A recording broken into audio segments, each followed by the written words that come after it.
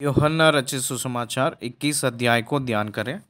इस अध्याय में लिखा हुआ वचनों की संख्या 25। इस 25 आयतों में लिखा हुआ विषय, पहले 3 वचनों में यीशु मसीह के चेले लोग 7 लोग और उनके दोस्त लोग 8 लोग तिबिरियास झील के किनारे जो यीशु मसीह प्रकट होने का वर्णन, और चेले लोग ने उस समुद्र में मछली पकड़ने गए थे। 4 से लेकर 6 आयतों तक जो लिखा हुआ वचनों के बीच में परमेश्वर ने उन लोगों को डायरेक्ट करने का विधि, मछलियां ना मिले तो दाहिनी ओर जाल डालने का वर्णन, उस वर्णन करते उसमें 153 बड़े मछलियां, डिफरेंट टाइप्स ऑफ फिशेस, वो गलील और तिबिरियास उस झील में रहा हुआ मछलियों में एक नकल के रूप में एक एक करते हुए 153 मछलियाँ, अलग अलग जात के मछलियाँ उस पे गिरे थे। वो एक बहुत महत्वपूर्ण का विशेष बात है, उसका विवरण हमने बाद में बताएंगे। उसके बाद 7वें वचन में यूहन्ना पतरस से प्रभु को पहचान कर यह तो प्रभु है कहकर कहना, ये संदर्भ यहाँ दिखाई देती है। उसके बाद 8वें वचन से 14 वचन तक प्रभु उनके साथ रहते हुए उनको भोजन खिलाना। उसके बाद 15वें वचन से लेकर हमें 17वें वचन तक पतरस को प्रभु ने प्रामुख्य कलीसिया के लिए 3 बातें और जिम्मेदारियां सौंपना। 18 और 19 वचनों में पतरस की मृत्यु के बारे में प्रोफेसी, भविष्यवाणी प्रभु ने बोले थे। ये दूसरा पतरस के पुस्तक 1 अध्याय की 14 आयत में हमें दिखाई देती है। 20 वचन से लेकर 23 वचन तक पतरस और यूहन्ना, पतरस ने यूहन्ना की वृद्ध स्थिति यानी बुजुर्ग स्थिति यानी बुढ़ापे और उसका मृत्यु कैसा रहेगा कहकर पूछना प्रभु से, पतरस ने यूहन्ना के बारे में, और उस विषय के लिए प्रभु ने वो तेरा काम नहीं है कहकर प्रभु ने पतरस से कहना हमें दिखाई देती है। उसके बाद 24 और 25 वचनों में यूहन्ना ने इस पुस्तक को लिखे हैं कहकर, इन बातों को लिखे हैं कहकर, इन बातों की गवाही देते हुए इस पुस्तक की महत्वपूर्ण दुनिया में यीशु मसीह के बारे में जो समाचार लिटरेचर बहुत विस्तार रूप में मिलता है कहकर, ये धरती भी काफ़ी नहीं है कहकर, उतना समाचार प्रभु के बारे में है कहकर, ऐसे महान बातें इसमें बताए थे। इस रीति से 21 अध्याय हमें दिखाई देती है। 21 अध्याय में यीशु मसीह का आरोहण हमें नहीं दिखाई देती है, लेकिन प्रेरितों के काम की पहली अध्याय में शुरुआत से ही थियोफिलास को लूका ने लिखते हुए उनकी आरोहण के बारे में बात किया था। उनकी आरोहण के बाद 10 प्रेरितों मिलके ऊपर की कोठरी के कमरे में 12 प्रेरितों ने in the place of Judah Iscariot मत्ती को लिए थे, चिट्ठियाँ डालकर। परंतु कोरिन्थियों के पत्र यूँ कहती है कि प्रभु के प्रत्यक्षताएं प्रकट होने का घटना 12 लोगों को दिखाई दिए कहकर बताती है।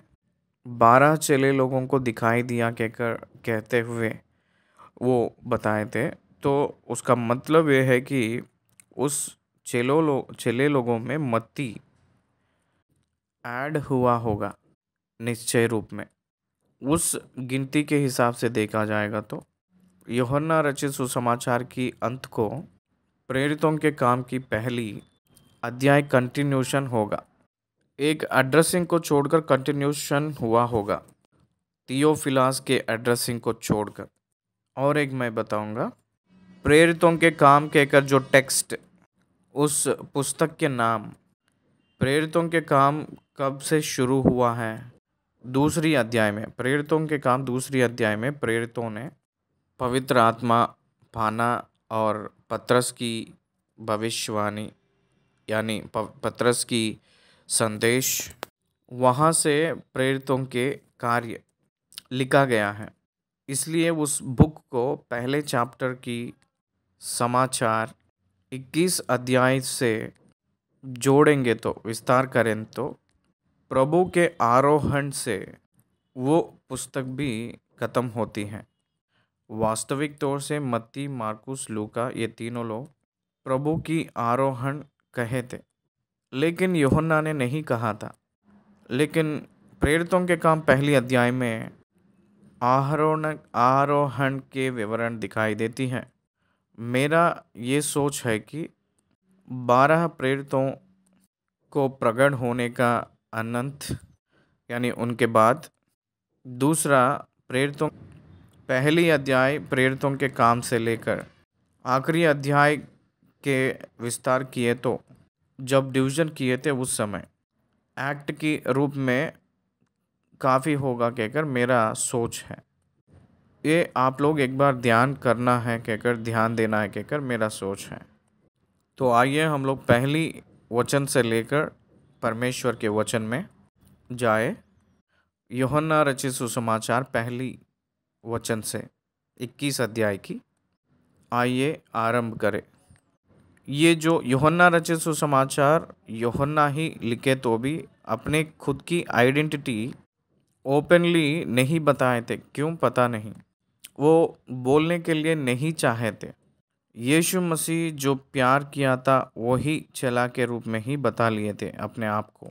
उसके बाद 21 अध्याय की पहली वचन से आइए।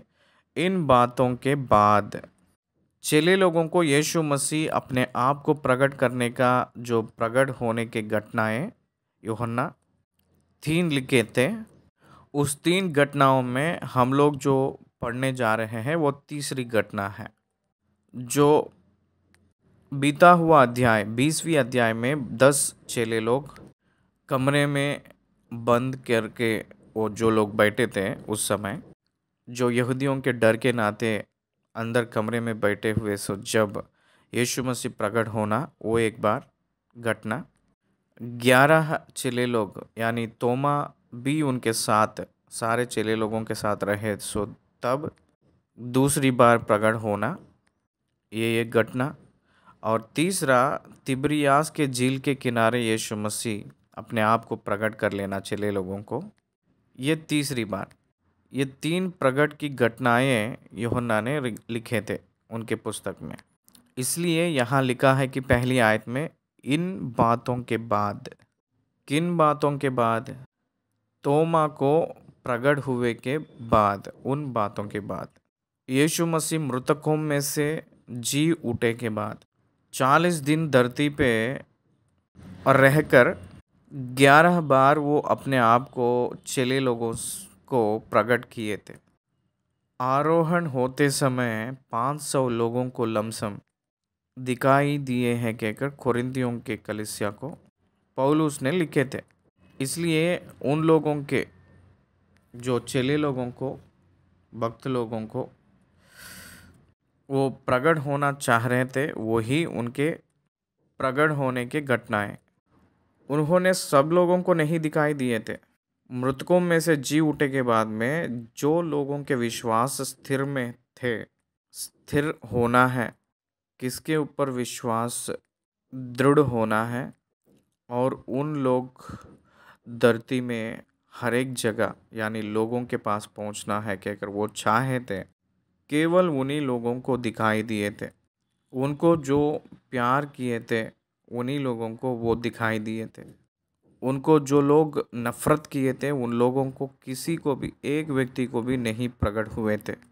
इस बात को हम लोग ध्यान देना है, क्योंकि उनका उद्देश्य वो जी उठे हैं कहकर दुनिया को बोलना, वो अपने आप दिखाई देकर नहीं, यीशु मसीह के चेले लोग कहे तो लोग मानना है कहकर, देखकर विश्वास करना नहीं, बिना देखकर विश्वास करना। देखे तो भी विश्वास नहीं करेंगे कहकर हमें लाजर की घटना पे बहुत सुंदर उदाहरण था। लाजर ने मर गया था, वो गाड़ा गया था। 4 दिनों के बाद उन्हीं के आंखों के सामने जी उठाने का घटना हुई थी। जी उठकर वो गांव पे आया था। बहुत से भीड़ भीड़ इकट्ठा होकर लाजर को देखने आए थे। लाजर की डेड बॉडी को देखे थे। लाजर की फ्यूनरल प्रोग्राम में ये लोग शामिल थे। लाजर बरियल को अटेंड हुए थे। लाजर की खबर में मिट्टी डाले हुए होंगे उन लोग। लाजर की खबर कहाँ है वो जानते हैं। लाजर ने खबर में से बाहर निकलकर आना, उस समय भी लिटरली वो लोग वहाँ थे। उसके बाद लाजर को स्वयं अपने आँखों से वो लोग देखे थे। लेकिन कौन माना था? Who believed Jesus Christ. इसलिए लूका रचित सुसमाचार 16 अध्याय में अब्राहम ने धनवान व्यक्ति से कहा था, बाबू, कोई भी एक व्यक्ति मृतकों में से जी उठकर गए तो भी यकीन नहीं करेंगे, कहकर अब्राहम ने धनवान व्यक्ति से कहा था।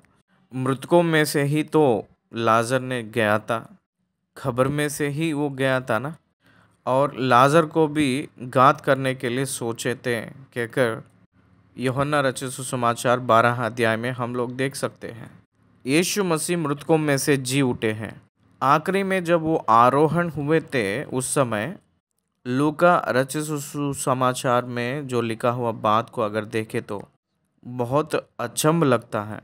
उनमें से कुछ लोग यकीन विश्वास किए, प्रतीत किए हैं कहकर, कुछ लोग नहीं किए कहकर लिखा रहता है। ये क्या बात है?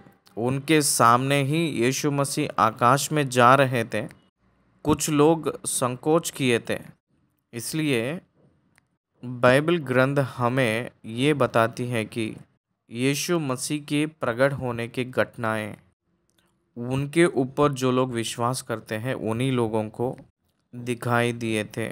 ये घटना जिसको वो देना चाहे थे और उस घटना को प्रचार में ले जाने के लिए वो चाहे थे, जिन लोगों को, उन्हीं के द्वारा सुसमाचार की विस्तार करने के लिए जो लोग थे उन्हीं लोगों को प्रकट हुए थे।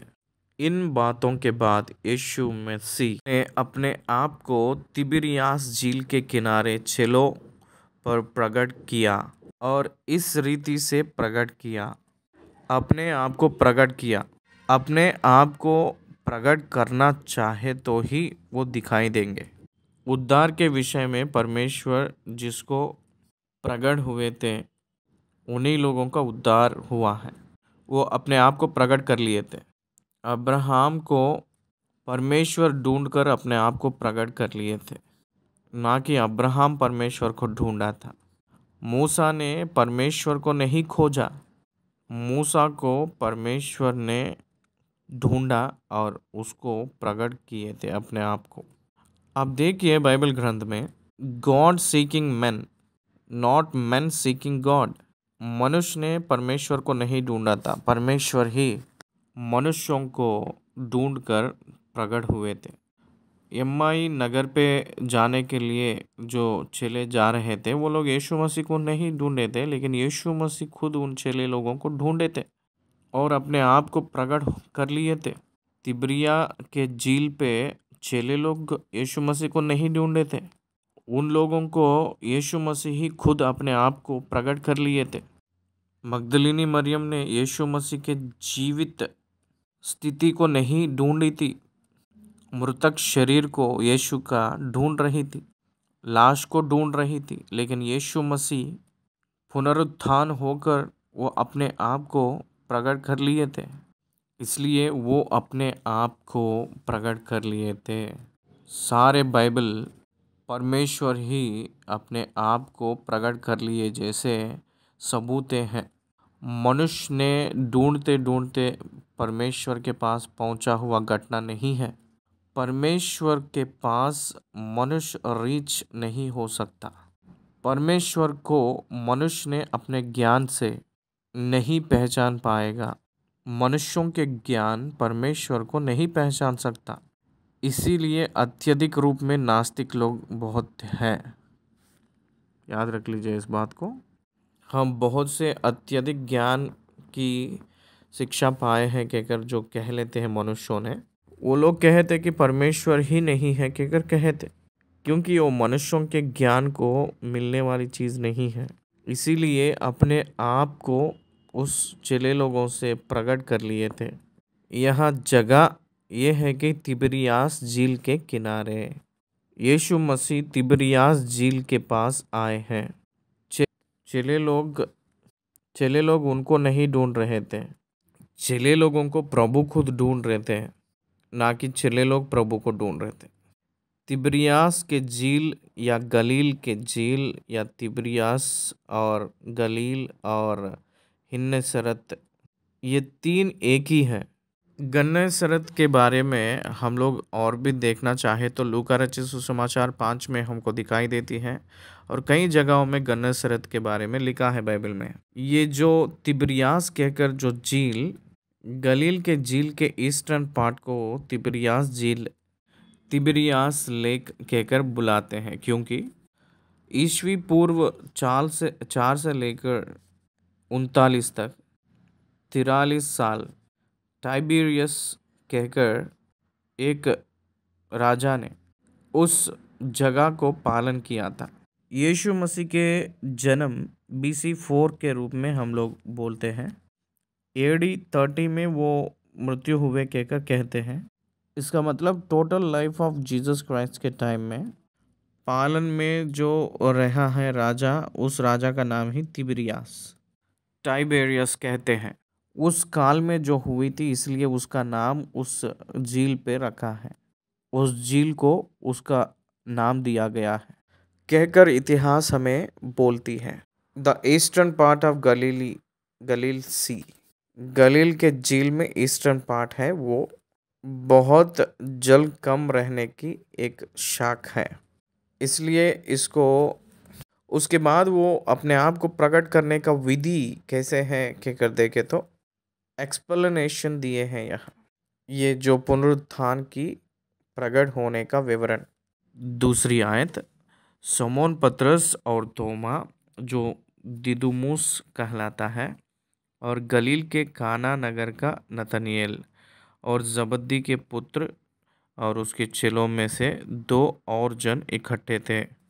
ये गलील के काना नगर के नथानिएल कहकर जो नाम दिया गया है, वो डिसाइपल नहीं था, ये 12 चेलों में से एक व्यक्ति नहीं था, लेकिन उन लोगों के साथ मछली पकड़ने के लिए गया था। इसलिए यहाँ 7 चेले लोग और उनके दोस्त लोग हमें दिखाई देते हैं, अदर पर्सन्स दिखाई दे रहे हैं। इन लोगों को एक बार अपने आप प्रकट कर लिए थे, अचानक से एक बार। ये बातें हम लोग गौर से देखें तो तीसरी वचन में ये एक अचंभ की बात दिखाई देती है। शमौन पतरस ने कहते हैं कि उन लोगों से, मैं मछली पकड़ने जा रहा हूँ कहकर कहा था। उन लोग बोले थे, ये बात सुनते ही उन लोग ने ऐसे कहे थे कि उन्होंने उससे कहा, हम भी तेरे साथ चलते हैं। पतरस ने एक नेतृत्व करने वाला व्यक्ति है कहकर पूरा बाइबल में हम लोग देखकर बता सकते हैं। देखिए, एक लीडर जब नेगेटिव थॉट को लेता है या नेगेटिव थॉट में रहता है, लोग भी नेगेटिव थॉट के ओर ही चलते हैं कहकर ये एक अच्छा सा उदाहरण है। अगर वो अकेला ही मछली पकड़ने के लिए जाना चाहे तो वो अकेले चले जा सकता है, शांतिपूर्वक निश्चय, और वो चुपचाप जा सकता है। लेकिन वो वैसा नहीं गए थे, बाकी लोगों से शेयर कर लिए थे। मैं जाना चाह रहा था क्योंकि 3.5 साल के पिछले यीशु मसीह ने गलील के समुद्र में ही पतरस ने मछली पकड़ते समय यीशु मसीह ध्यान देकर, मैंने तुम्हें मनुष्यों की पकड़ने का मछुआरा बनाऊंगा कहते, ऐसे कहकर बुला लिए थे। बुलाए सो तब पतरस ने यीशु के पीछे हो लिए थे। पतरस पीछे हो लिया था बहुत प्रामुख्य रीति से वो काम किए थे। बहुत समर्पण ने मतलब प्राण भी दे दूंगा कहकर कहा था पतरस ने यीशु से। उस प्रकार की व्यक्ति प्रभु मृत्यु हुए के बाद तब को ही 2 बार प्रकट हुए थे। प्रभु ने ऊपर की कोठरी में 2 बार अपने आप को प्रकट हुए, तो भी वो प्रभु के ऊपर निर्भर होना, प्रभु के भविष्य की योजना को यकीन करना, प्रभु जो कह रहे थे मनुष्यों की पकड़ने के मछुआरे बनाऊंगा कहकर, जो बात वो सच है कहकर विश्वास नहीं कर पाया था। बहुत बार मनुष्यों ने डेथ इज द एंडिंग कहकर सोचते हैं, मृत्यु से ही सब कुछ खत्म हो गया कहकर सोचते हैं, लेकिन मृत्यु के बाद भी परमेश्वर ने यीशु मसीह में मनुष्यों को नियुक्त किए हैं कहकर जो यकीन नहीं है। इसलिए पौलुस ने थिस्सलुनीकियों के पहली पत्री में 4 अध्याय की 13 वचन में कहते हैं, जो आशा नहीं है उन लोगों के जैसे आप दुख ना होइए कहकर कहते हैं पौलुस ने। जो आशा नहीं है उन लोगों के दुख, जो आशा रखे हैं उन लोगों के दुख की अंतर ये है कि जो मरे के बाद में हम लोग निश्चय फिर मिलेंगे कहकर एक आशा रखते हैं, उसको बोलते हैं कि आशा। जो आशा नहीं रखता है वो सोचता, इसलिए परमेश्वर है कहकर जो विश्वास करता है वो उनके पास आकर उसके पास आएगा और वो निश्चय अद्भुत कार्य करेगा कहकर विश्वास करना, वो रहेगा, वो रहने वाला है कहकर विश्वास करता है कहकर कहता है पौलुस ने इब्रानियों के पत्री 11 अध्याय की 6 आयत में। इसलिए परमेश्वर के पास परमेश्वर के ऊपर विश्वास करने वालों को भविष्य है कहकर विश्वास करना है, लेकिन पतरस ने प्रतीत नहीं किया था, इसलिए मछली पकड़ने के लिए चले जाऊंगा कहकर कहा था। 3.5 वर्ष प्रभु ने उन लोगों को पोषण दिया है और उन लोगों को प्रॉब्लम नहीं आया था। अब है तो उन लोग अपने आप को पोषण कर लेंगे कहकर वो लोग निकले थे, उस सोच में आए थे। यहाँ मैंने आप लोगों को एक प्रमुख विषय बताऊंगा, ध्यान से सुनिएगा। ये मैंने मेरे व्यक्तिगत रूप से जोड़ने वाली घटना है, मेरा विवरण है ये, मेरा राय है वो ये है कि क्योंकि परमेश्वर की सेवा में आए हुए लोगों को एक समस्या रहता है, मैंने काम करना है या नहीं करना है, मैंने व्यापार करना है या व्यापार नहीं करना है। It depends upon their conviction. केवल वहीं तक मैं कहता हूँ, वो उनकी व्यक्तिगत अभिप्राय यानी राय है। देखिए, कुछ लोग नौकरी करते हुए परमेश्वर की सेवा करते हैं, कुछ लोग नौकरी को रिज़ाइन करके भी सेवा करते हैं। जो नौकरी को रिज़ाइन करके जो रहता है सेवा में, वो कहता है कि नौकरी करते हुए सेवा करना महान नहीं है कहकर सोचता है। जो नौकरी में रहते हुए सेवा करता है वो ये सोचता है कि पूरा नौकरी छोड़कर सेवा में रहने से भी ऐसे स्वयं अपने आप को पोषण करके मैं सेवा करूँगा कहकर सोचता है। जो सेवा उस रीति से किए हुए लोग भी थे और इस रीति से किए हुए लोग भी थे, अभी भी हैं। नौकरी करते हुए जो सेवा किए हुए लोगों के जरिया उद्धार पाए हुए लोग भी हैं, नौकरी को रिज़ाइन करके सेवा किए हुए लोगों में और उद्धार पाए हुए लोग भी हैं। डायलेमा ये है कि क्या मैं काम कर सकता हूँ या नहीं, क्या मैं व्यापार कर सकता हूँ या नहीं, ये है कॉन्सेप्ट। परंतु बाइबल के ग्रंथ में ओल्ड टेस्टमेंट पीरियड में 12 गोत्रों की प्रजा ने 13वीं जो गोत्र लेवी के गोत्र पे फीड करना है, उस गोत्र को 12 गोत्र लोग लेवी गोत्र को दशमांश देकर और प्रत्येक अर्पण देकर उनको पालना है। 13 की गोत्र वाले यानी लेवी लोग काम पे नहीं जाते थे, काम पे ना जाओ कहकर परमेश्वर ही खुद बोले थे, वो अपने ही काम पर रहो कहकर कहे थे। सेम कॉन्सेप्ट न्यू टेस्टमेंट में लेकर आके परमेश्वर की सेवा में जो आए थे, परमेश्वर ही स्वास्थ्य है, परमेश्वर ही पोषण करने वाला है। कहकर परमेश्वर की कलीसिया के ऊपर से जीने के लिए चाहे थे उन लोग कोई काम में ना जाकर परमेश्वर के काम पे ही रहते हुए सेवा किए हुए लोग हैं और कर रहे भी आज के ज़माने में। उनका विश्वास यह है कि परमेश्वर ही उन लोगों को पोषण करेंगे, परमेश्वर के ऊपर निर्भर होकर रह जाते हैं।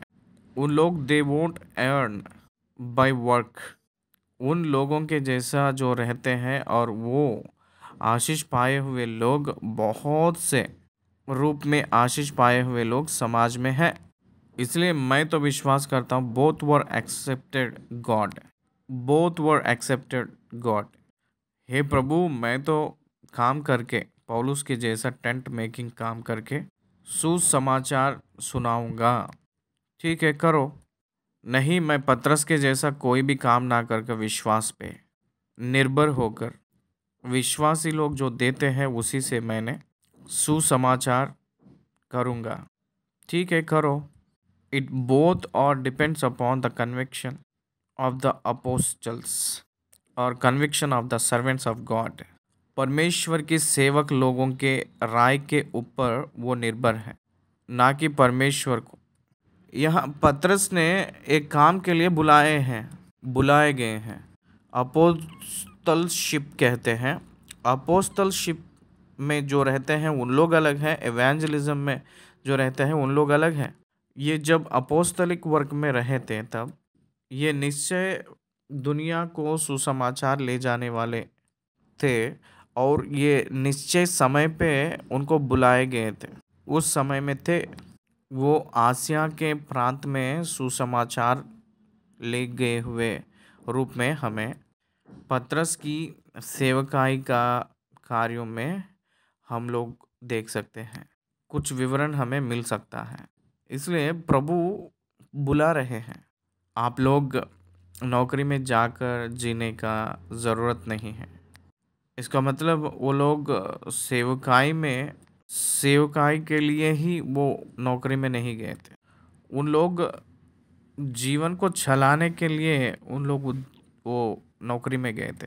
यहाँ एक प्रमुख पॉइंट को, बिंदु को हम लोग याद रखना है, वो ये है कि परमेश्वर के जन एक राय बहुत स्ट्रांग रूप में रखना है। वो ये है कि परमेश्वर के वजह से हम लोग पोषण पाएंगे, परमेश्वर के वजह से ही हम पोषण होंगे, नौकरी के वजह से नहीं, परमेश्वर के वजह से। ये राय नौकरी हुए लोग को भी होना चाहिए। नौकरी रहे तो भी नौकरी दिया हुआ व्यक्ति परमेश्वर ही है।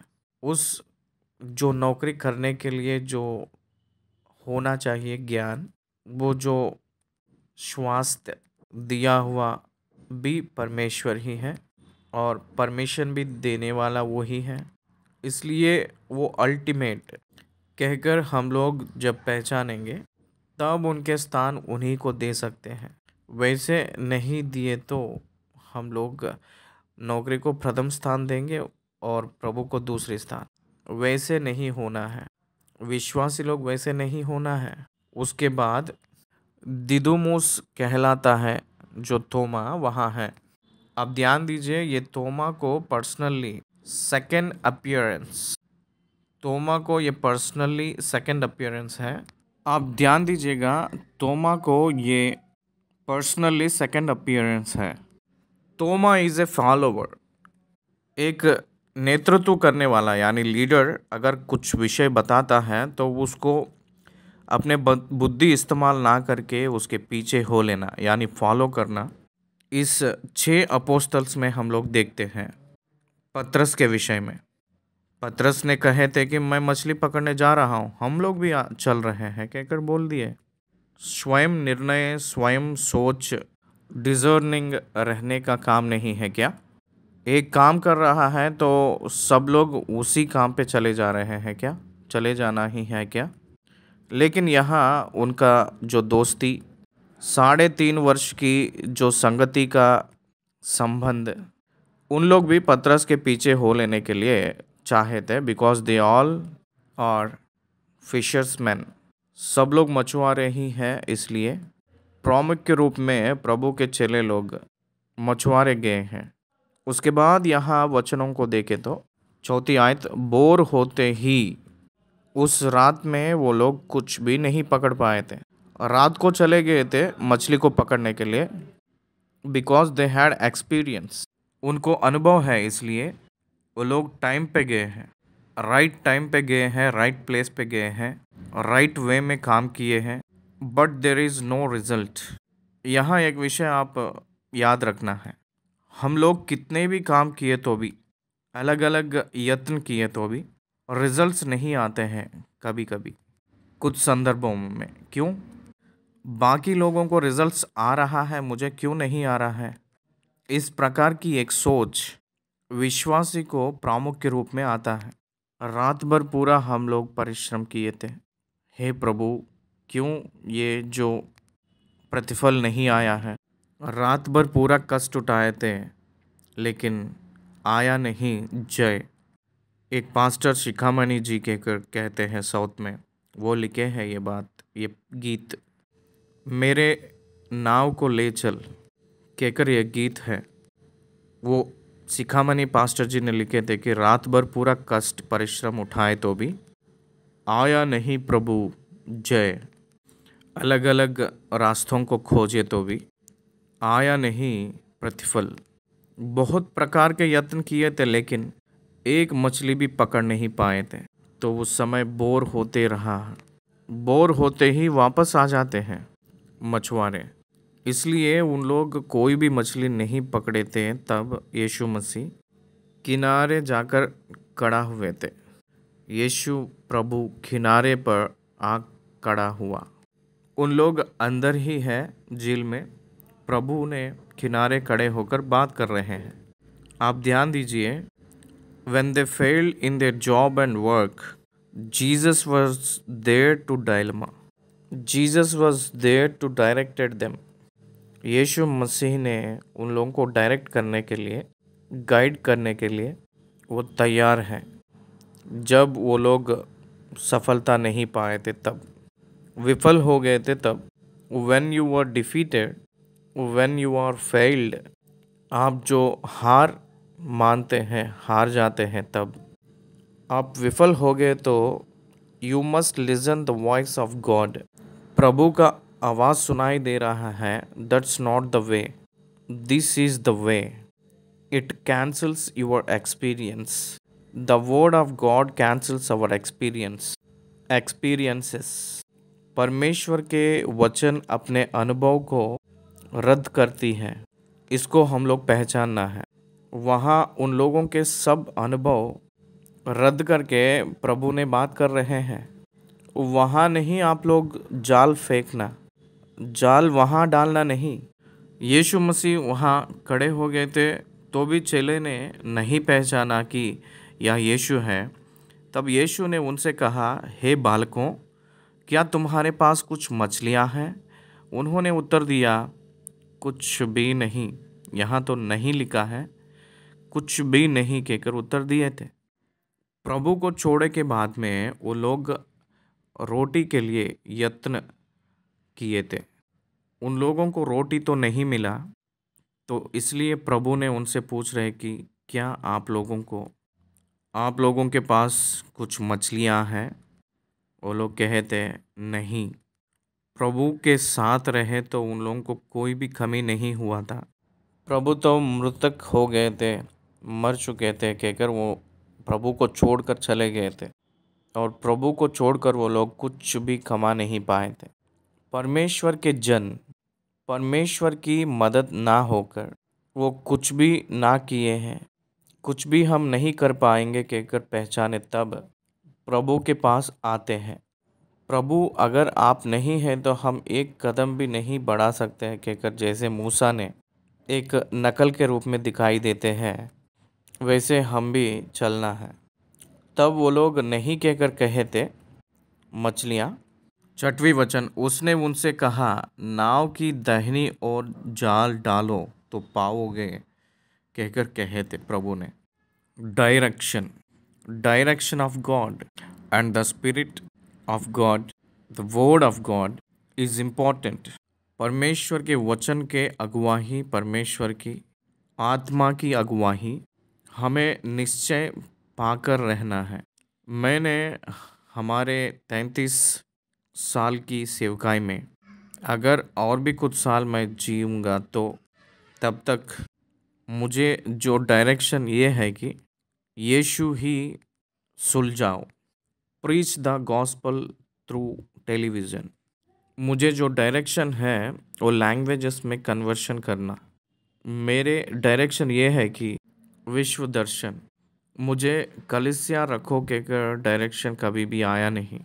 आप फलाना इवेंजलिक वर्क में इस टाइप के रूप में करो के डायरेक्शन आया नहीं। हमें जो आया था हर एक डायरेक्शन इम्प्लीमेंट किए थे। इसलिए हम हमेशा कहते हैं मेरे साथी दोस्त लोगों से, मैं जो जितने किया था एक्सपेरिमेंट बाइबल में बेस्ड वर्क्स में शायद कोई नहीं किया होगा। वैसे ही मैं जितने विफलता हुआ था उतना विफलताएं कोई भी अनुभव नहीं किया होगा। परमेश्वर एक आईएएस अधिकारी को सब डिपार्टमेंट्स में जो रहते हैं, सब नौकरियों में जो रहते हैं, वो ट्रेनिंग बहुत शॉर्टेस्ट पीरियड कैसे देते हैं, दिलाते हैं, उस प्रकार के रूप में परमेश्वर हमें सब प्रकार की मसीह के सेवकाई में अनुभव दिए हैं। मैं सोचता हूँ ऑल माय फेल्यूर्स और my experiences of my strength. इसलिए परमेश्वर विफलता हुए सो लोगों से परमेश्वर बात कर रहा है। उन लोगों की डायरेक्शन कहाँ भटक गया है जानने वाला परमेश्वर उन लोगों की राइट डायरेक्शन में चलाने के लिए हमेशा तैयार है। वो they should listen to him, they should focus on his direction. मनुष्यों के रूप में हम लोग परमेश्वर की डायरेक्शन को पाने के लिए चाहना है, उनकी अगुवाई को, और वो जो बात बोलते हैं उस बात की आज्ञाकारिता बनना है। 6वीं आयत में लिखा है कि उसने उनसे कहा, नाव की दाहिनी ओर जाल डालो तो पाओगे। अतः उन्होंने जाल डाला और अब मछलियों की बहुतायत के कारण उसे खींच ना सके। वो घटना तुरंत स्ट्राइक हुआ था यूहन्ना को। जो जाल खींच नहीं पा रहे थे उतने मछलियां उनको मिला है कहकर कहते ही लूका 5 में पतरस यही परमेश्वर कहा गया हुआ बात को 2 नाव मछलियों को पकड़े हैं, एक जाल फेंक कर तब हमें बुलाए हैं। इसलिए ये कौन है कहकर गौर से देखकर पहचाना था। ये तो प्रभु है, ये तो प्रभु है। यूहन्ना ने तो पहचान लिया है। तब उस चेले ने जिससे यीशु प्रेम रखता था, मतलब यूहन्ना, पतरस से कहा, यह तो प्रभु है। शमौन पतरस ने यह सुनकर कि वह प्रभु है, कमर में अंगार का कस लिया, क्योंकि वह नंगा था, और झील में कूद पड़ा। पतरस ने अपने मालिक के सामने अपने शरीर को दिखाना नहीं चाहा था, इसलिए वो झील पे अपने शरीर को मालिक के सामने दिखाना नहीं चाहता, इसलिए वो तुरंत झील में कूद गया। पतरस ने, मेरे प्रिय भाई और बहन, यूहन्ना ने उस यीशु मसीह के प्रकट होने का प्रत्यक्षता को वो देखकर वो पहचाना था, ज्ञान को इस्तेमाल किया था, लेकिन पतरस ने नहीं पहचान पाया। पतरस को ये तो प्रभु है कहकर कहते ही उनकी आज्ञाकारिता बनकर दिखाने के लिए वो झील में कूदा। किस प्रकार की अपोस्टल्स हैं ये, कितने महान सोच, ज्ञान, बुद्धि वाले हैं ये लोग, कितने आज्ञाकारिता लोग हैं ये।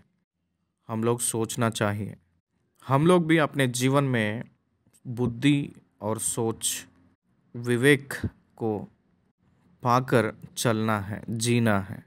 8वीं आयत से, परंतु दूसरे चेले ढोंगी पर मछलियों से भरा हुआ जाल खींचते हुए आए, क्योंकि वे किनारे से अधिक दूर नहीं, पर कोई 200 हाथ पर थे। जब वे किनारे पर उतरे तो उन्होंने कोयले की आग और उस पर मछली रखी हुई और रोटी देखी। वो लोग किनारे आते ही उन लोगों को भोजन तैयार के साथ है किनारे। जीसस कुकड़ कहकर कह सकते हैं, कहना है, क्योंकि प्रभु ने उन लोगों के लिए खाना बना के रखे हैं वहाँ।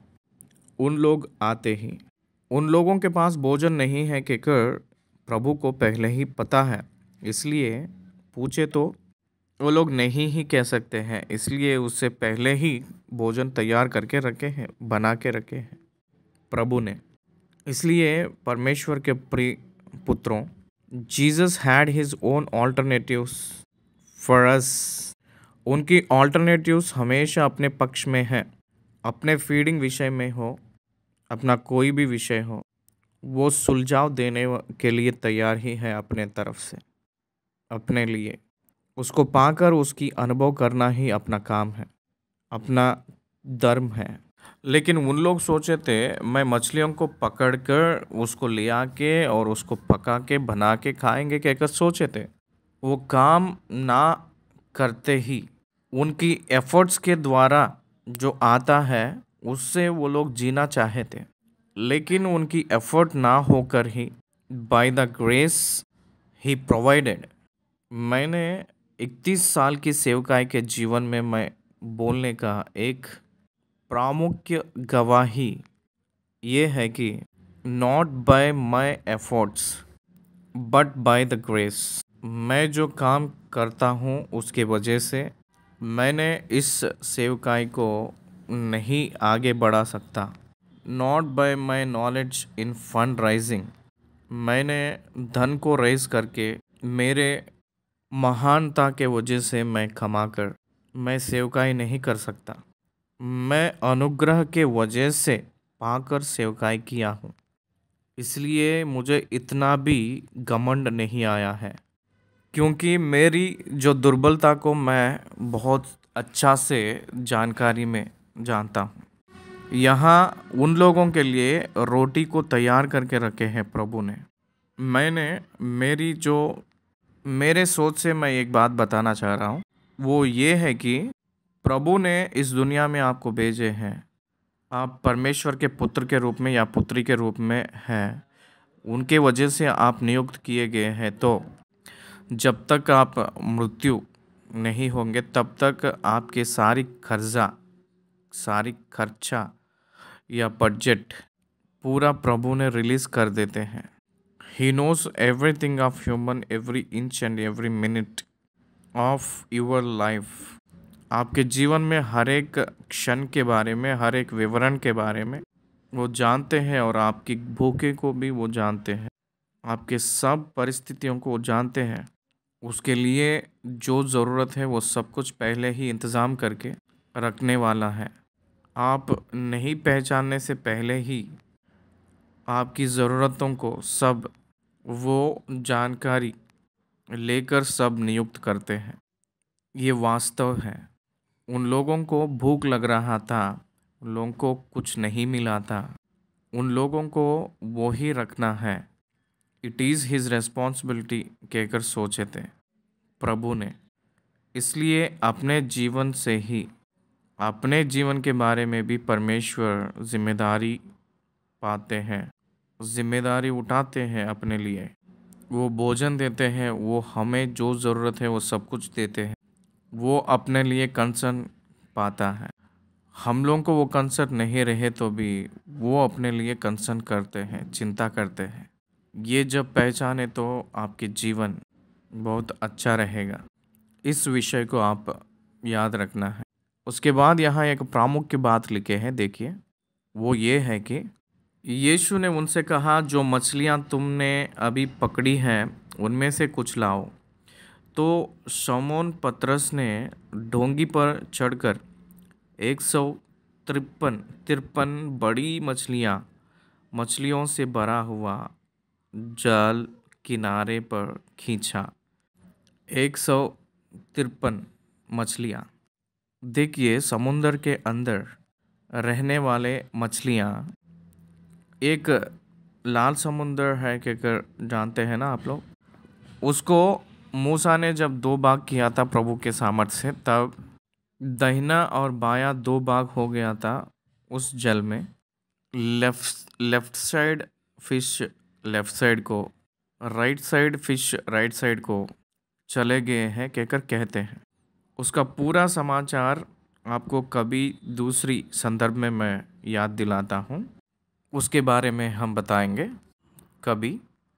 इस समुद्र जो झील दो भाग हो गया है कहकर कहने के लिए परमानेंट एक सबूत के रूप में लेफ्ट साइड जो भाग किए थे उस समुद्र में, झील में, वो मछलियाँ उसी तरफ रह गए हैं कहकर, और इस तरफ जो मछलियाँ इसी तरफ रह गए कहकर कहते हैं। इसलिए तिब्रियास झील, उसमें जो रहा हुआ रिलेटेड फिशेस, रिलेटेड सी में 153 मॉडल्स हैं।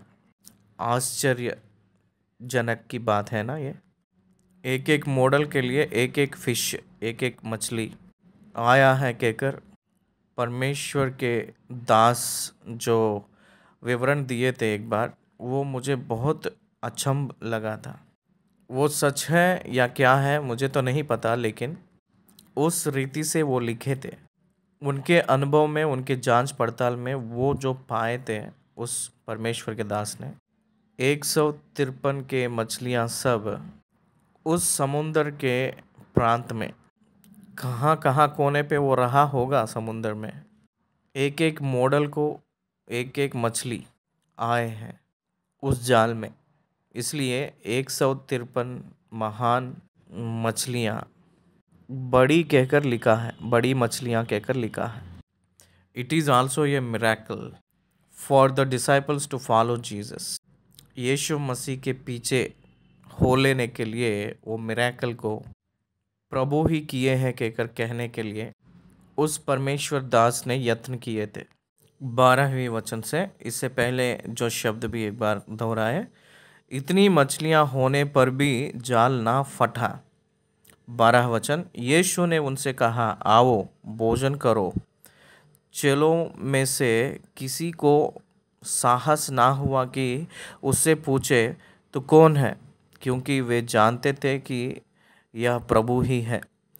यीशु आया और रोटी लेकर उन्हें दी, और वैसे ही मछलियाँ भी। यह तीसरी बार है कि यीशु मरे हुओं में से जी उठने के बाद चेलों को दिखाई दिया। मैंने जब बाइबल पढ़ा था तो उस समय जो अपने भाषा में जो ट्रांसलेशन कर रहे हैं, अनुवाद कर रहे हैं, उस भाषा में आप बाइबल पढ़ना है। 100 दुनिया के भाषाओं में अपना दर्शन है ना। जो जो भाषा में अनुवाद कर रहे हैं उन लोग, उनकी भाषा में बाइबल ग्रंथ को निश्चय पढ़ना है, जहाँ मैं पढ़ा हूँ। यीशु मसीह रोटियों को और मछलियों को उस चेले लोगों को दिए थे। वो तीसरी बार उनकी दर्शन हुआ था, प्रकट हुआ था। वो कौन है उनको समझ आया है, इसलिए आप कौन है कहकर नहीं पूछे थे, साहस नहीं किए थे पूछने के लिए। यहाँ तक एक भाग हो चुकी है यूहन्ना रचित सुसमाचार में। तो दूसरी भाग जाएंगे तो 15 वचन से 17वें वचन तक यीशु प्रभु ने पतरस की जिम्मेदारियों के बारे में बात कर रहे थे। पतरस जी ने कलीसिया का लीड लेने वाले एक अपोस्तल के रूप में दिखाई दे रहे हैं। प्रभु भी उनको बड़ा किए हैं कहकर कहते हैं लोग। इसलिए पोप जो आज के ज़माने में आरसीएम कलीसिया में प्रचार करने वाले जो पहचाने हैं उनको, मतलब आरसीएम वाले जो पोप को पहचानते हैं उनको प्रथम स्थान या मुख्य स्थान देते हैं, पीटर के रूप में आए हैं कहकर कहते हैं। इसलिए इसका मतलब सारी दुनिया उनकी आज्ञाकारिता होते हैं ना। आरसीएम कलीसिया सब पोप के अंडर में। उनकी लीडरशिप का कारण यह है कि पीटर की नकल के रूप में बोल लेते हैं लोग। 15वीं वचन से हम लोग पढ़े। भोजन करने के बाद यीशु ने समौन पतरस से कहा, हे समौन यूहन्ना के पुत्र, क्या तू इनसे बढ़कर मुझसे प्रेम रखता है? रुकिए, यहाँ एक प्रश्न आपसे पूछना है। क्या यीशु मसीह को जानकर ये बात पूछ रहे हैं पतरस को, या ना जानते हुए पूछ रहे हैं? क्या पतरस सच बोल रहा है, झूठ बोल रहा है? ये बातें हम लोग ध्यान देना चाहिए। यीशु मसीह तो परमेश्वर है, उनको सब पता है, तो जानकर ही पूछ रहे हैं पतरस से। वो सबसे महान प्यार करते हैं पतरस ने कहकर यीशु मसीह जानते हैं, क्योंकि पतरस ही उल्टा क्रूस पे अपने जीवन को समर्पण किए थे, उल्टा क्रूस डालकर मरे थे। वो प्रभु जानते हैं वो होगा कहकर। पतरस की अंत कैसे रहता है वो जानते हैं प्रभु ने। यीशु मसीह जवानी की उम्र में क्रूस का सजा लेने के लिए गए थे। टॉलरेंस पावर ज़्यादा रहता है यूथ के ज़माने में, जवान के उम्र में। जवानी के उम्र में कष्ट को उठाने का सामर्थ्य रहता है, लेकिन वृद्ध के समय जो दर्द को सहने का जो सामर्थ्य खत्म हो जाता है, कमज़ोर हो जाता है। लेकिन पतरस ने वृद्ध अवस्था में एप्लीकेशन रख लिया था, मैं प्रभु के जैसे क्रूस चढ़ने के लिए मैं योग्य नहीं हूँ, मुझे उल्टा क्रूस चढ़ाकर मुझे मार डालो कहकर कहा था। प्रभु के लिए कष्ट उठाने के लिए उतना अपना इच्छा रखे हैं, दिखाए हैं। एक समय जो छोटी सी बच्ची के सामने झूठ बोला हुआ पतरस बहुत हिम्मत के साथ अधिकारी लोगों के पास जाकर मुझे उल्टा क्रूस चढ़ाओ कहकर कहे थे बाद में। इसका मतलब कितना बदलाव उनके रूप में बदलाव हुआ है, समझना है। ये सब जानते हैं यीशु मसीह ने, वो जानते हैं, इसलिए पतरस से कह रहे हैं प्रभु ने, क्या तू इनसे बढ़कर मुझसे प्रेम रखता है? ऐसे कहे तो यीशु मसीह को भी पता है, पतरस को भी पता है, लेकिन जानकारी बाकी लोगों को होना है। यूहन्ना वहाँ रहा है उन लोगों के साथ।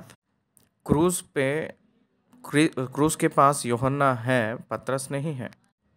क्रूस के पास यीशु मसीह जब क्रूस पे थे, उसके नीचे केवल यूहन्ना था, पतरस नहीं है वहाँ। परंतु पतरस ही ज़्यादा प्रेम कर रहा है यूहन्ना से भी। यीशु मसीह जो प्रेम किए थे वो चेला यूहन्ना है, तो यीशु मसीह को अधिक प्यार किया है वो है पतरस। इसलिए पतरस से पूछ रहे थे, तू इनसे बढ़कर, कंपेयर टू रिमेनिंग, कंपेयरिंग कर रहे थे प्रभु ने, क्योंकि उनको बड़ाई करने जा रहे हैं, उनको कलीसिया की जिम्मेदारियां उनको देने जा रहा है। इसलिए उनको बढ़ाकर उनके ऊपर नेतृत्व करने की एक नेता के रूप में, एक प्रधान के रूप में यीशु मसीह ये बातें पूछ रहे हैं कहकर कह सकते हैं। ये केवल राय है, ना कि उनका उद्देश्य क्या है। कहीं भी हम लोग खुद डिक्लेयर करने के लिए अपने जीवन में अधिकार नहीं है। क्या तू इनसे बढ़कर मुझे, एक हम लोग पहचाना है कि 3 बार वो झूठ बोला था पतरस ने, प्रभु के बारे में मुझे नहीं पता कहकर, मैं नहीं जानता हूँ कहकर, तो भी मैं ही ज़्यादा प्रेम कर रहा हूँ कहकर कहता है पतरस ने। ये बात उन लोगों को समझना है। प्रभु उसको कबूल करते हैं उस बात को। हाँ, आप उन सभी लोगों से बढ़कर मुझे प्रेम करते हो मेरे भाई और बहन। अपने कमज़ोरियों के वजह से, अपने दुर्बलताओं के वजह से हम जो किए हैं उसको वो ज़्यादा ध्यान नहीं दे रहे हैं। इस सत्य को हम लोग समझना है। पतरस ने अपने भाई के वजह से, अपने डर के वजह से यीशु मसीह को नहीं जानता हूँ कहकर 3 बार कहने से यीशु मसीह कुछ फील नहीं हुए थे। यीशु मसीह उसको कंसिडर नहीं किए थे। यीशु मसीह को भविष्य भी पता है। He never depends or acts upon your past. He will looks at your future when he wants to use. आपके बीता हुआ दिनों को, जीवन को, आपके पाप को देखकर, आपके विफलता को देखकर वो बगल में नहीं रखेगा। वो मनुष्य की नियम है, मनुष्य का विधि है। आप जो हासिल करने जा रहा है उसको जानकर वो आपको आगे रखते हैं। वो परमेश्वर का नियम है। मूसा को परमेश्वर बुलाए थे, तब मूसा का ओरिजिनल स्टेटस क्या है पता है आपको? मूसा ने कबूल किया था, मैं बहुत बद्दा हूँ बोलने में, मैं निकम्मा हूँ, क्योंकि वो अपने आप को कबूल किया था। Yes, it is true. लेकिन आप जाना है कि कर इसलिए मूसा को बुलाए थे कि वो ही लाल समुंदर को दो भाग कर सकता है, कि कर परमेश्वर को पता है। मिस्र को नाश कर डालता है ये अपने अद्भुत कार्यों के द्वारा, कहकर परमेश्वर जानते हैं। God looks at your future when he called you. परमेश्वर आपके भविष्य को जानकर आपको बुला रहा है। आपके विफलता को, आपकी दारिद्रता को देखकर वो आपको नहीं छोड़ता है। People looks at your failures but God looks at your success when he called. अगर कोई आपको नौकरी देना है तो आपकी दुर्बलता को देखकर वो इनकार करते हैं, लेकिन परमेश्वर आपके सामर्थ्य को देखकर आपको अंगीकार करता है। इसको आप जानना है। पतरस के जीवन में प्रभु वो ही किए थे। तब पतरस ने कहा, हाँ प्रभु, तू तो जानता है कि मैं तुझसे प्रीति रखता हूँ। लिंक रखा है। प्रभु ने पतरस से यूं कहे थे कि तू इनसे बढ़कर, कहकर कहते ही पतरस ने कह रहा था प्रभु से, हाँ प्रभु, तू तो जानता है कि मैं तुझसे प्रीति रखता हूँ। इसका मतलब यह है कि मैंने इन सारे लोगों से बढ़कर आपको प्रीति रखता हूँ, कहकर आपको ही पता है। कहकर कहते ही प्रभु ने मना नहीं किए। He accepted it. Yes, I know that. I knew it. हमें पता है आप हमको ज़्यादा प्रेम करते हो, इसलिए मैंने आपको एक जिम्मेदारी दे रहा हूँ। वो ये है कि मेरे जो बेड़े हैं उसकी रखवाली कर। पतरस को पैस्टरल रेस्पॉन्सिबिलिटीज़ दिए हैं।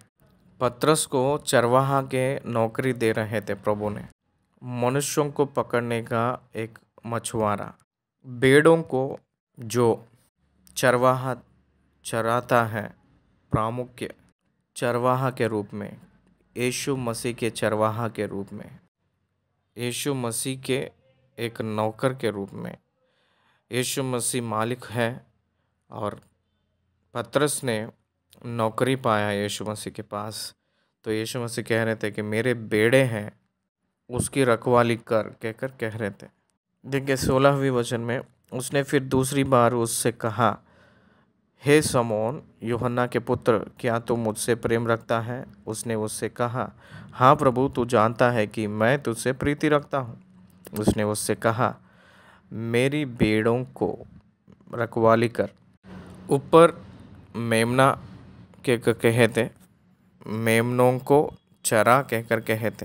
देखिए पहले आप ही जानते हैं कहकर कहा था पतरस ने। देखिए पहले आप ही जानते हैं कहकर कहा था पतरस ने। दूसरी बार आप ही जानते हैं कहकर कहे तो इस बार मेरे भेड़ों की रखवाली कर।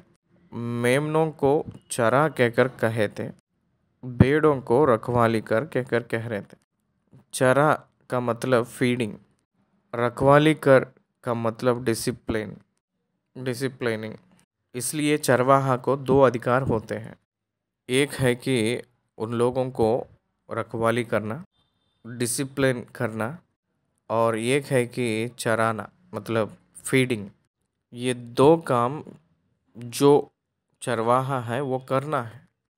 कलीसियाओं में विश्वासियों का रखवाली करना है, डिसिप्लिन करवाना है, और विश्वासियों को वचन से खिलाना है, चराना है। आजकल उतना चांस कहाँ मिल रहा है। विश्वासियों ने इस संडे 40 मिनट वचन सुनने के लिए वॉच दिखाते हैं और वॉच को देख लेते हैं। हर दिन परमेश्वर के वचन को सेवक ने दिए जैसे, और उसको लेने के लिए कलीसिया में जितने लोग तैयार हैं, कितने लोग रहते होंगे वचन लेने के लिए प्रभु के। केवल रविवार को परमेश्वर के भवन में जाना है 1 घंटा, वैसे एक रूटीन के रूप में आ जाते हैं, ना कि परमेश्वर के दास के पास वचन सीखेंगे कहकर। कितने लोग रहते हैं? 1000 कलीसिया में विश्वासियों में एक भी नहीं रहता होगा। हाँ, सच है, इसको हम लोग पहचानना है। तीसरी बार फिर से कह रहे थे प्रभु ने, हे शमौन यूहन्ना के पुत्र, क्या तू मुझसे प्रीति रखता है? क्या आप लोग ध्यान दिए हैं? पहले प्रभु ने पतरस से कहे थे कि ऐसे कह रहे थे, हे शमौन यूहन्ना के पुत्र कहकर कहे थे। दूसरी बार हे शमौन यूहन्ना के पुत्र कहकर कह रहे थे, और फिर 17 आयत में भी हे शमौन यूहन्ना के पुत्र कहकर कह रहे थे। क्या वो पिता के नाम से उनको बुलाना ज़रूरी है क्या? साइमन पीटर शमौन कहकर कहे तो पतरस पतरस कहकर जो शब्द है वो रेगुलर हम लोग इस्तेमाल करते हैं ना। शमौन उनका ओरिजिनल नेम था। पीटर पीटर कहकर जो शब्द पेट्रा, तो पतरस कहलाएगा कहकर प्रभु ने एक टाइटल दिए थे पीटर को। वो टाइटल पतरस था। पीटर कहकर जो नाम प्रभु जो दिए हैं वो नाम था, वो टाइटल शीर्षक था वो। बॉय नरगिस कहते थे याकूब और यूहन्ना को। गरजने वाला है कहकर अर्थ है, द नेचर। इसलिए प्रभु कहे थे पेट्रा पेट्रोस कहकर जो शब्दों को इस्तेमाल किए थे। मैंने चट्टान हूँ, आप पत्थर हो। मैंने पर्वत के श्रृंखला हूँ मैं, और आप एक पर्वत में एक बाग हो। इसलिए पतरस कहते हैं कि हम लोग आत्मिक संबंधित पत्थरों के जैसे रहकर आत्मिक संबंध एक मंदिर के रूप में बन रहे हैं। वो एक जीवित पत्थरों के जैसे हम लोग हैं कहकर कहते हैं अपने पत्री में। इसलिए जीवित पत्थरों में से एक पत्थर है। इसलिए पीटर कहकर जो नाम है वो पत्थर को दर्शाती है। मसीह कहकर जो शब्द है वो चट्टान को दर्शाती है। क्रिस्ट कहकर जो शब्द वो चट्टान को दर्शाती है। उस चट्टान से जो पत्थर है वही पतरस है। He is the foundation stone. उस यीशु क्रिस्ट के बुनियाद में, एक निर्माण में, क्रिस्त बुनियाद में जो बना हुआ एक बनावट में प्रमुख के रूप में इस्तेमाल किया हुआ एक पत्थर के समान है पतरस। इसलिए पतरस कहकर नाम इस्तेमाल किए थे। हे शमौन कहकर ही इस्तेमाल किया था, यहाँ पतरस कहकर नहीं लिखा है। यूहन्ना के पुत्र शमौन कहकर कभी भी हमेशा पिता के नाम से बुलाते हैं। वो जूइश ट्रेडिशन क्योंकि नेम्स एक ही जैसा रहता है, एक ही जैसा नाम जो बहुत से लोग रख लेते हैं, इसलिए उनके फादर का नाम, उनके फैमिली का नाम ऐड करते हैं। देखिए, मेरा नाम सागर है, मैंने कार पार्टी सागर कहते हैं। मेरा एक मित्र है, उसका नाम भी सागर है, लेकिन पोल मटला सागर कहते हैं उसको।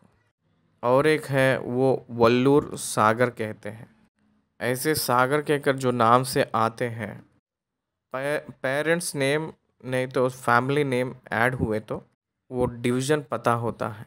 उसके लिए यूहन्ना का पुत्र शमौन कहकर कहे तो ये यूहन्ना का चेला नहीं, मतलब यूहन्ना जो चेला है यीशु मसीह का, वो यूहन्ना नहीं, दूसरा यूहन्ना जो पतरस का पिता है।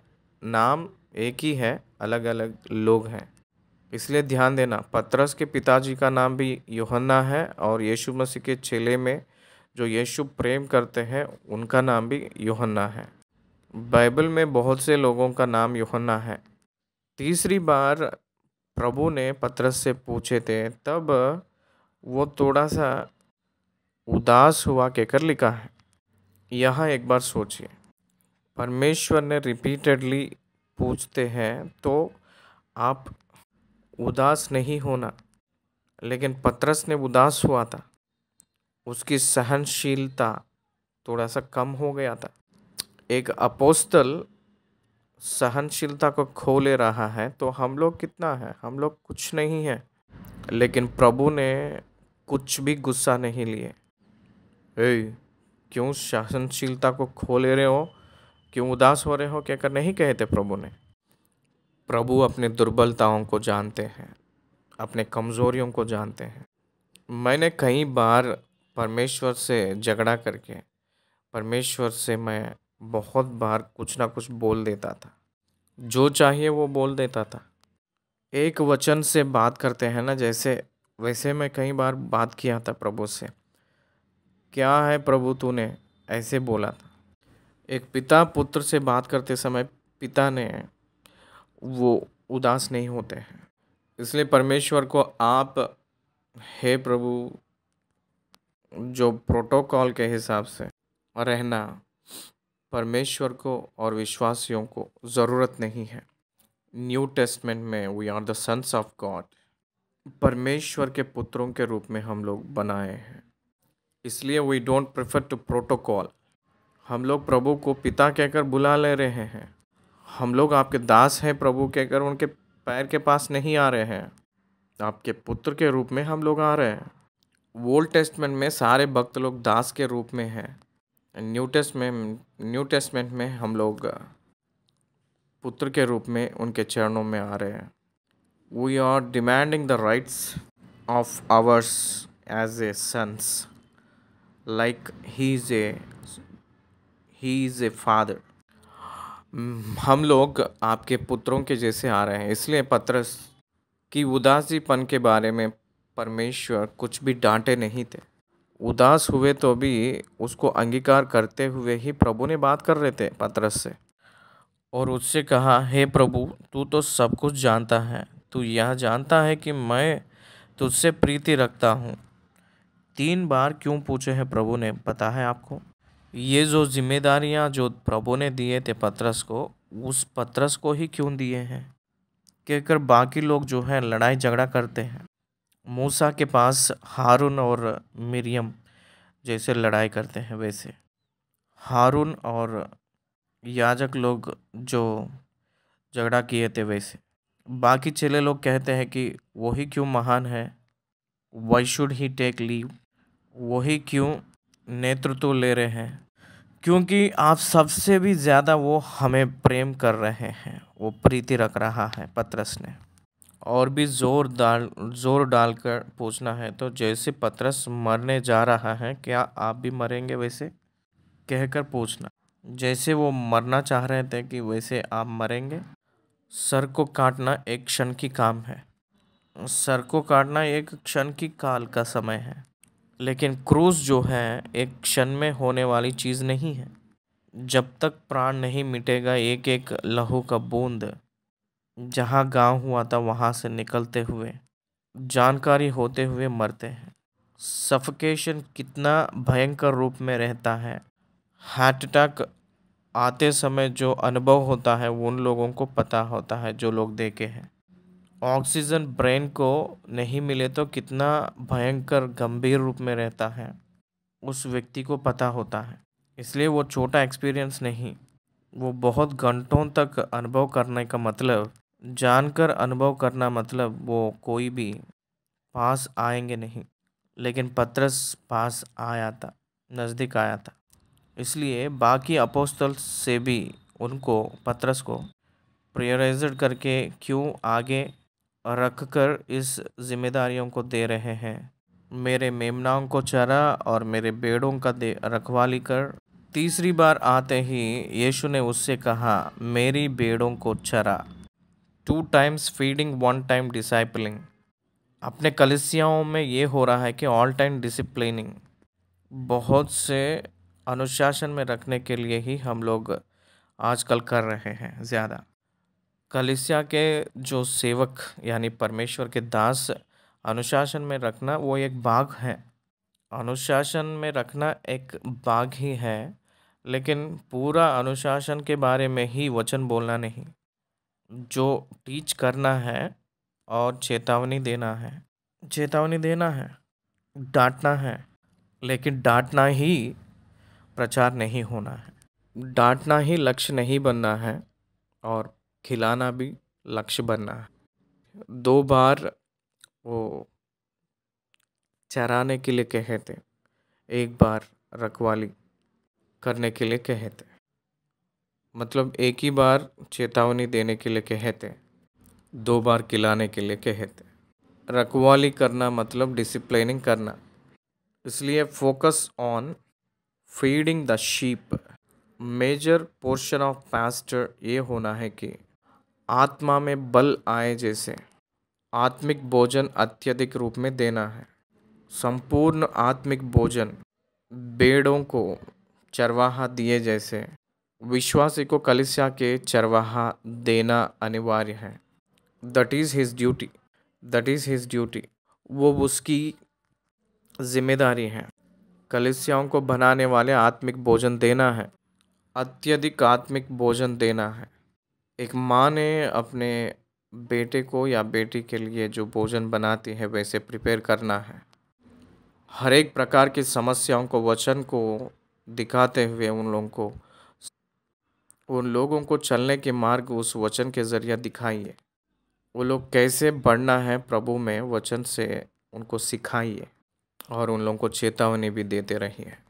17वीं वचन तक हम लोग पतरस की जिम्मेदारियों को जो प्रभु ने दिए हैं उसके बारे में देखे हैं अभी तक। तो 18-19 में क्या हो रहा है देखें। 18-19 में पतरस की वृद्ध स्थिति, बुजुर्ग स्थिति के बारे में प्रभु बात कर रहे हैं। मैं तुझसे सच सच कहता हूँ, जब तू जवान था तो अपनी कमर बांधकर जहाँ चाहता था वहाँ फिरता था, परंतु जब तू बूढ़ा होगा तो अपने हाथ फैलाएगा और दूसरा तेरी कमर बांधकर जहाँ तूने चाहेगा वहाँ तुझे ले जाएगा। पतरस के एंडिंग ओल्ड एज में होने जा रहा है कहकर बता रहे थे। इसलिए प्रेरितों के काम 12 अध्याय में उनको मार डालने के लिए पतरस को ले जाकर बंदी गृह में रखे थे। तो तब वो खराटे मारते हुए वो सो रहे थे। सारे रोमन सोल्जर्स गोल गोल खड़े होकर देखभाल कर रहे थे। तो किसको नींद आता है? बोर होते ही तेरे सर काट डालेंगे कहकर कहे तो किसको नींद आएगा? लेकिन पतरस ने खराटे मारते हुए सो गया है। कारण यह है कि मेरा मृत्यु अभी नहीं है। अब्राहम ने अपने पुत्र को मार डालने के लिए तलवार उठाने का कारण क्या है? मेरे तलवार उठाकर मैं मेरे बेटे को पूरा छेद पाद कर दूं और टुकड़ा टुकड़ा काट दूं तो भी मेरा परमेश्वर ने मेरे बेटा को पूरा चिपका के फिर देगा कहकर और उसके साथ मैं नीचे जाऊंगा कहकर विश्वास है अब्राहम को। इसलिए मृतकों में से उठकर विश्वास के जरिया पाया है, इसलिए वो समर्पण किया है कहकर वचन कह रही है। उसके भविष्य को जानता है। अगर मान लीजिए आज कोई कहता है कि तू आज मरने जा रहा है, I don't care, I don't believe it, क्योंकि प्रभु मुझे जो कहे थे वो काम है। I need to complete it before I leave the earth. इस दुनिया को छोड़ने से पहले ही I must complete the work, I must show the work and God has given unto me. वो जो काम मुझे दिए थे वो काम मैंने दिखाना है उनके पास जाकर। इसका मतलब मैं उनको याद दिलाना है, क्षमा कीजिए, मैं उसको पूरा करना है। क्या समझ रहे हो? इसलिए प्रभु मुझे रखते हैं उस समय तक। पतरस ने वृद्धाप्य में यानी बुजुर्ग स्थिति में मर जाएगा कहकर प्रभु ने कहे थे। उसने इन बातों से संकेत दिया कि पतरस कैसी मृत्यु से परमेश्वर की महिमा करेगा और तब उसने उससे कहा, मेरे पीछे हो ले, मेरे पीछे हो ले। That is the call from rejected Peter from Jesus Christ. पुनरुत्थान हुआ जो यीशु मसीह ये कह रहे हैं कि पतरस को, मेरे पीछे हो लो, मेरे पीछे हो लो। यही परमेश्वर हमें दे रहे हैं। ये शरीर कई बार परमेश्वर के विरुद्ध, इसके इच्छाएं आत्मा के विरुद्ध रहता है, तो भी उसको मार कर हम लोग उसकी आत्मा को हम लोग पाना है, पाए जैसे हम पीछे हो लेना है। उसके बाद 20वें वचन से देखेंगे तो पतरस ने मुड़कर उस चेले को पीछे आते देखा जिससे यीशु ने प्रेम रखता था, और जिसने भोजन के समय उसकी छाती की ओर झुककर पूछा था, और हे प्रभु, तेरा पकड़वाने वाला कौन है?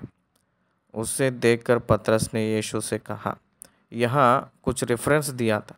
एक प्रेम रखता था, दूसरा छाती पे झुका था, 3 कौन पकड़वाएगा कहकर पूछा था। वो क्यों? वहाँ तो ऐसे लिख सकता है कि मैं मुझसे ही पूछे हैं प्रभु ने कहकर, मतलब पतरस ने मेरे बारे में ही पूछे हैं कहकर लिख सकता है ना। यूहन्ना ने डायरेक्टली अपने नाम खुद लिखने के लिए नहीं चाहा था, अपने नाम खुद लिखने के लिए वो नहीं चाहा था। That is the spirit, we don't need to put your name. येलूर कहकर हमारे जगह पे आंध्र प्रदेश में 4 या 5 चैनल्स आ रहा है, क्रिश्चियन चैनल्स। कौन कौन कहाँ का है, कौन से चैनल किसका है, सबको पता है। लेकिन मैंने जो दिया था उस चैनल 6 महीने के बाद, वो नाम मैं जीसस फ्रेंड्स कहकर रखा था। ये चैनल किसका है कहकर मुझे ही खुद पूछते हैं, मेरा है कहकर उसमें मैं खुद मेरे बारे में नहीं पेश कर सकता हूँ। ये चैनल मेरा है, ये चैनल शांति सागर जी ने स्थापना किए हैं, वही आगे ले जा रहे हैं, वही कष्ट उठा रहे हैं कहकर मैं कहीं भी प्रदर्शित नहीं किया था। ये शांति सागर जी का चैनल है कहकर किसी को भी नहीं पता, लेकिन वो होते ही जा रहा है। My name is not important, मेरा नाम प्रामुख्य नहीं कहकर जो सोच हर एक सेवक में रहना है कहकर यूहन्ना ने 21 वचन में लिखा है कि उसे देखकर पतरस ने यीशु से कहा, हे प्रभु, इसका क्या हाल होगा? हम लोगों का क्यूरियासिटी ये होता है कि हम लोग दूसरों का क्या होता है उसके बारे में हम लोग जानकारी लेने के लिए कोशिश करते हैं। भविष्य के बारे में जानना सबसे बहुत निकम्मा काम है। वो हमें क्या होगा, हमारे जीवन में भविष्य क्या होगा, ये पूरा जो है ये कुछ एस्ट्रोलॉजी नहीं है कि बाइबल का मतलब। बहुत से लोगों को भविष्य के बारे में बहुत इंटरेस्ट रखते हैं, इसलिए वो लोग ज्योतिषियों के पास जाते हैं।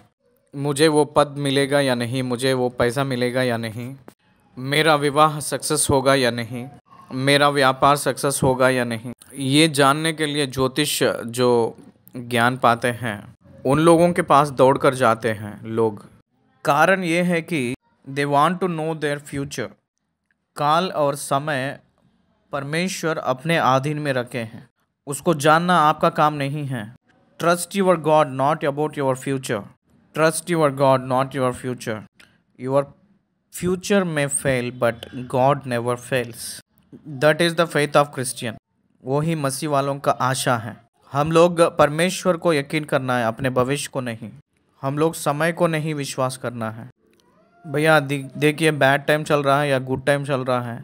देखिए, क्रूस का टाइम जो है वो बैड पीरियड है या गुड पीरियड है।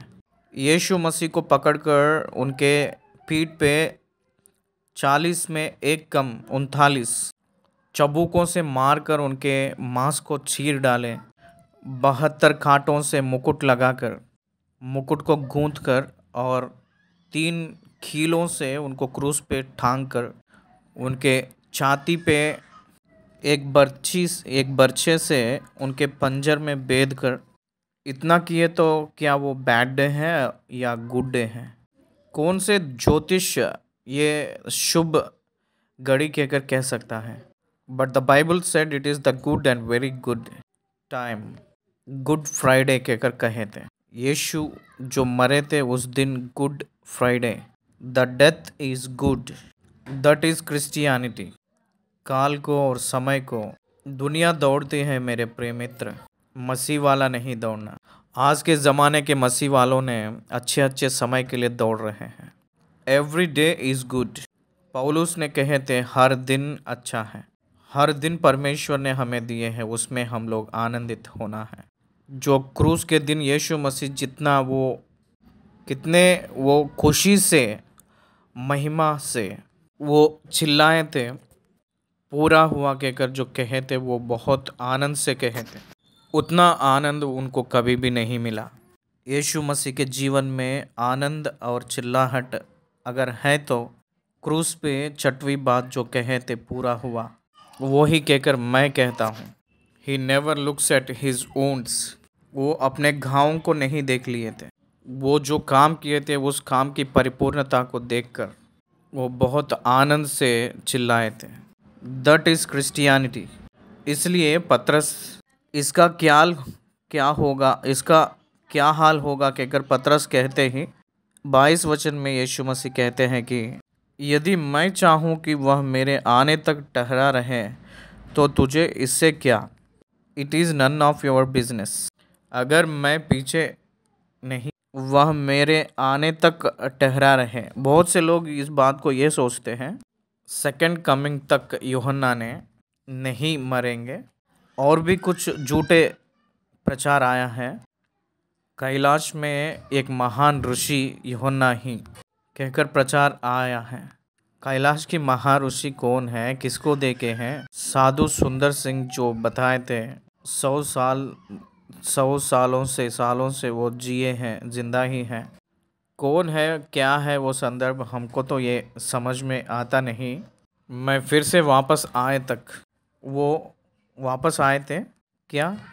दूसरी आगमन में वो वापस आए क्या? प्रकाशित वाक्य को पढ़ो।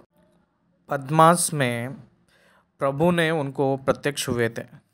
यूहन्ना ने मर मिठा है, वो मरियम के कब्र के बगल में ही उनका कब्र है कहकर इतिहास कहती हैं। अभी भी वो सब सबूतें हैं, वो नहीं मरे हैं कहकर कहे तो कैसे वो माना जाएगा। लेकिन मरने से पहले प्रभु उनको दर्शन दिए थे पद्मास के टापू में। प्रकाशित वाक्य के पुस्तक में प्रभु की दर्शन उसे मिला। इसको हम लोग पहचानना है। इसलिए एक प्रचार आया था कि यूहन्ना जो चेला है वो नहीं मरेगा कहकर प्रचार एक आया है, वो करेक्ट नहीं है।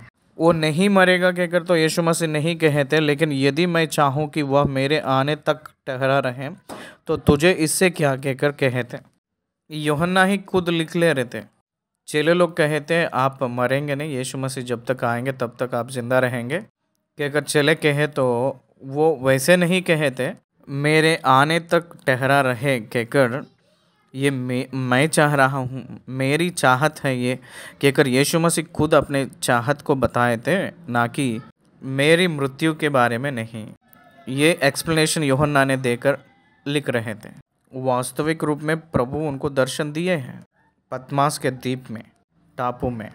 इसलिए भाइयों में यह बात फैल गया कि वह चेला ना मरेगा। तो भी यीशु ने उससे यह नहीं कहा कि वह ना मरेगा, परंतु यह कि यदि मैं चाहूँ कि वह मेरे आने तक ठहरा रहे तो तुझे इससे क्या।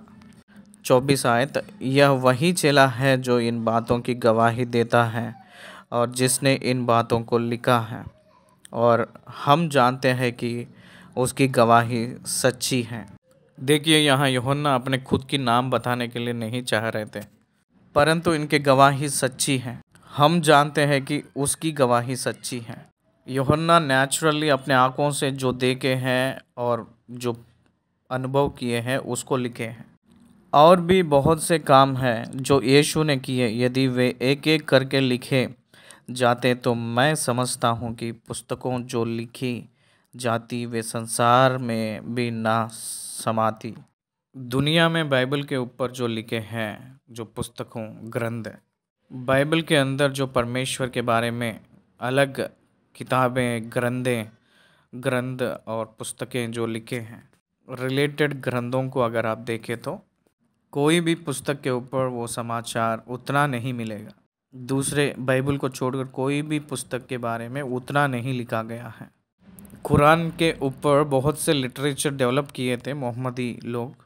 हिंदूज जो कहते हैं इतिहास और जो भी घटनाएं हैं उसके बारे में बहुत कम समाचार गूगल में, विकिपीडिया में मिलेगा। लेकिन आप बाइबल को देखिएगा, वचन और वचन हज़ारों लोग कहते हुए आए हैं। आपको गूगल में, विकिपीडिया में, समाचार में ज़्यादा समाचार बाइबल के बारे में ही रहता है, बाइबल के बारे में ही रहता है। बाइबल के अंदर जो हिस्ट्री के बारे में ही रहता है, वर्ल्ड हिस्ट्री ही बाइबल बेस्ड के रूप में दिखाई देती है। आर्कियोलॉजिकल प्रूफ कर रहा है आज भी। इसलिए Bible is the truth, Bible is the real book. ये है बाइबल के महत्व। इसलिए कोई एक खड़े होकर परमेश्वर ही नहीं है कहे तो परमेश्वर नहीं कहकर नहीं, अरे सृष्टि बता रही है परमेश्वर है कहकर।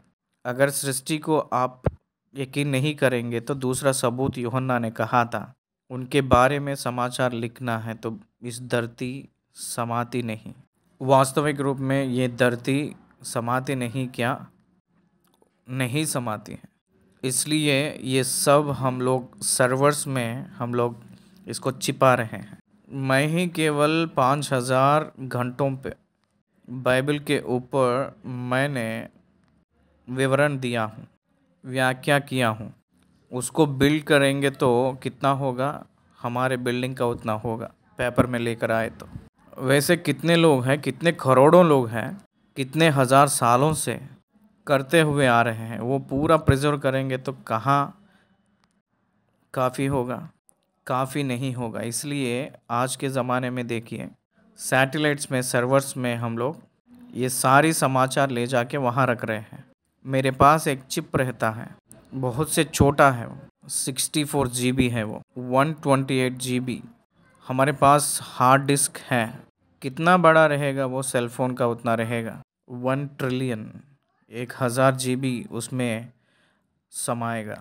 कितने समाचार हम लोग छिपाते हैं सैटेलाइट्स में, हम लोग देख रहे हैं। धरती पे ही नहीं, धरती के ऊपर आकाश में भी उनके बारे में समाचार छिपा रखा है। मैंने यूहन्ना रचित सुसमाचार यहाँ समाप्त कर रहा हूँ। यूहन्ना रचित सुसमाचार के ध्यान हर एक वचन आप निश्चय सुने तो उद्धार पे चलेंगे, आप लोग उद्धार में चलाएंगे। उस प्रकार के अनुग्रह पवित्र आत्मा परमेश्वर आपको दे, हम सबको मिले। आमीन। यूहन्ना रचित सुसमाचार पूरा हुआ है। धन्यवाद।